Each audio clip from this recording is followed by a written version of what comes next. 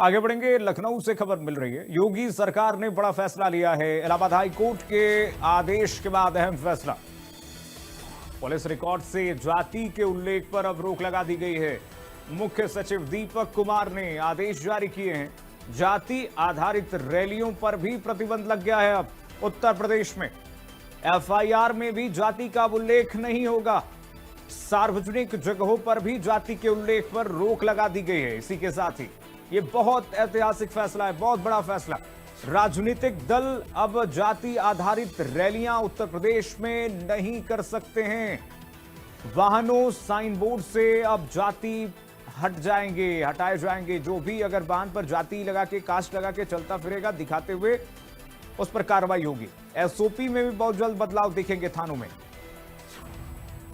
तो जाति अगर आप लगा करके वाहन पर शोबाजी कर रहे हैं तो सावधान हो जाइए। ट्रैफिक पुलिस कार्रवाई करने वाली है उत्तर प्रदेश में।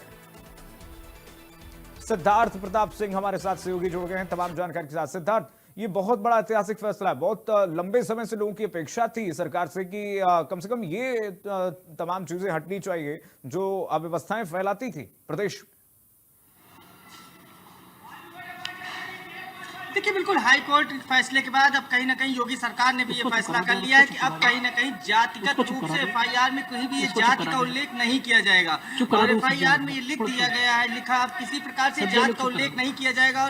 और एक चीज जो सबसे महत्वपूर्ण, आप किसी भी तरीके से साइन बोर्ड लगाकर नहीं चल सकते कि आप फलाना जात से बिलोंग करते हैं। तो ये एक ऐतिहासिक फैसला। और एक चीज जो सबसे महत्वपूर्ण रहा इस फैसले में, ये भी कहा गया कि जातिगत रैलियों पर रोक लगा दी गई है और जातिगत रैलियां ना की जाएं। लगातार इसके पहले भी हाईकोर्ट ने इसकी सरकार को कहीं ना कहीं जवाब तलब किया था और सरकार से कहा था कि आपने क्या किया, कि जातिगत रैलियां क्यों की जा रही। तो इस पर भी अब पूरी तरीके से रोक लगा दी गई। और कल जो दीपक कुमार है उन्होंने आदेश जारी किया। अब एफआईआर में जो फर्स्ट लाइन लिखा होगा उस आदेश में उसमें लिखा कि एफआईआर में किसी भी हालत में जाति नहीं लिखी जाएगी। अब कहीं ना कहीं पूरी तरीके से रोक लगा दी गई। और सड़कों पर लोग जाति का उल्लेख करते थे, अपनी गाड़ियों पर पीछे विभिन्न जातियों का नाम लिखते, तो उस पर भी अब पूरी तरीके से रोक है। और पुलिस इसको लेकर पूरी तरीके से सख्त है।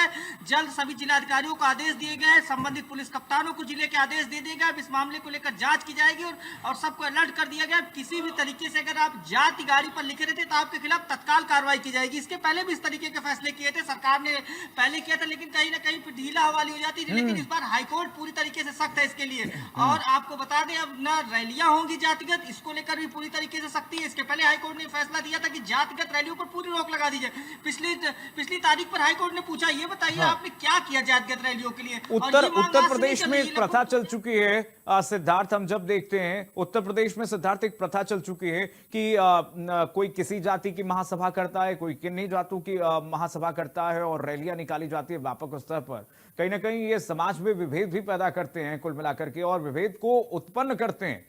और अगर इलाहाबाद हाई कोर्ट ने इस तरीके से फैसला दिया है तो काफी ऐतिहासिक है। इस पर अब रोक कैसे धरातल पर लगानी है, ये योगी सरकार के हाथ में।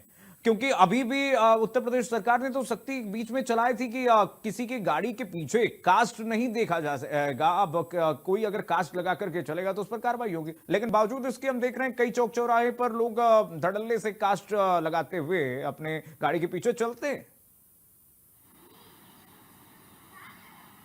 देखिए, बिल्कुल आपने कीर्तिमान सही कहा। इसको जमीन पर उतारना होगा, इसको इम्पैनल कराना होगा। देखिए, सरकार ने फैसला ले लिया, लेकिन जो अधिकारी हैं, जो कर्मचारी हैं या पुलिस विभाग के अनुभाग, उनको ये कहना होगा और इस पर सख्ती करनी होगी और इस पर सड़क पर उतरकर कार्रवाई करनी होगी। पिछले कुछ महीनों में कार्रवाई की गई है, ऐसा जरूर है, लेकिन कहीं ना कहीं।